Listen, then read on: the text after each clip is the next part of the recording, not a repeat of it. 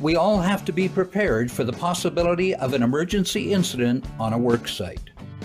For this reason, it is the legislated responsibility of your employer to have an emergency response plan in place. This plan must be developed with the workers that may be affected, and it must be kept current and periodically reviewed by everyone involved.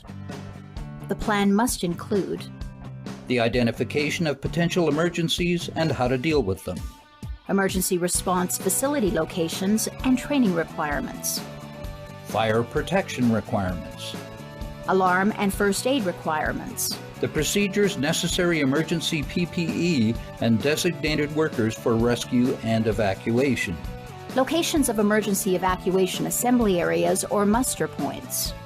And there must be regularly simulated emergency exercises and training so that everyone knows and practices the correct response. In an emergency, the designated emergency person who is first on scene must assess the situation and alert others to sound alarms and draw the attention of others to evacuate. Activate emergency services by dialing 911 or the designated emergency phone number for your work site. Check with your supervisor. It may not be 911. Call the fire department if fire, resuscitation, or rescue services are required. Call utility companies when needed. Management will call government departments, family members, and possibly the media.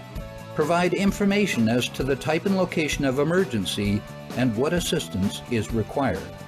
Arrange to have one employee meet emergency vehicles at the gate or property entrance to direct emergency responders. Extinguish fire, if applicable. Shut off main gas supply, if necessary. Shut off main electrical breaker, if necessary. Close all fire doors, if possible. Evacuate buildings and site, if deemed appropriate, opening all doors to vent gases. Designated fire wardens and monitors are to make certain everyone has evacuated. In the event of a site emergency, when you hear an alarm or siren, shut down all work activities and equipment if safe to do so, and proceed to the appropriate assembly area or muster point on foot. Do not drive to the assembly area. In the case of a flammable gas or combustible vapor leak, your vehicle may be a source of ignition. If the evacuation occurs when you are driving, safely pull off to the side and park. Turn off the ignition, and depending on the work site, you may have to leave the keys in your unlocked vehicle. Evacuation assembly areas are established and marked. Some work sites may have a visible windsock. Otherwise, check wind direction with visual aids such as flags and smoke from stacks.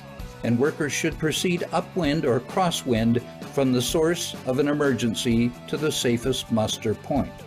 If working in a fully operational industrial plant or facility, make certain you are aware of the location of emergency exit gates that are usually installed at regular intervals within the perimeter fencing of these facilities.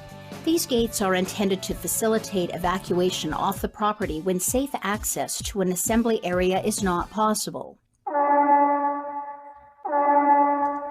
And remember, when you hear an evacuation alarm or siren, you don't know the nature of the emergency hazard.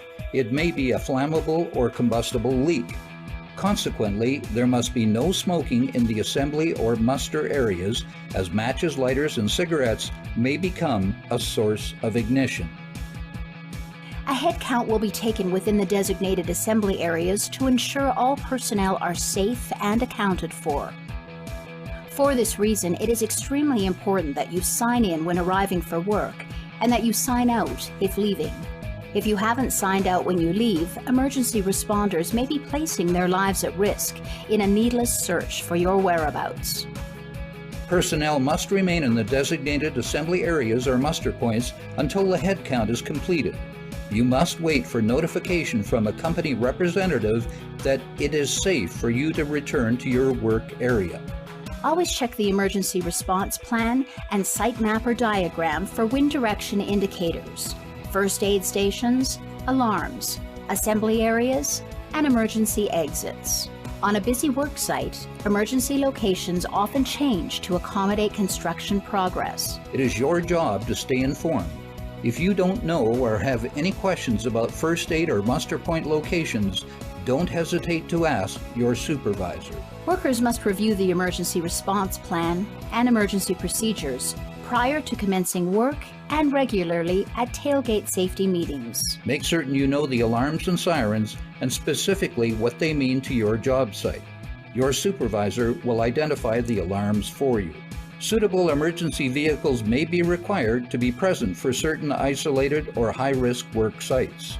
In the case of a fire drill or a false alarm, once the alarm has been canceled, wait for an announcement from a company representative that it is all clear to return to work. An informed, diligent, and safe workforce with a concern for each other and with training for emergency evacuation is critical to the health and safety of every worker on a construction project or work site. Thank you for staying alert, aware, and proactive. And thank you for watching.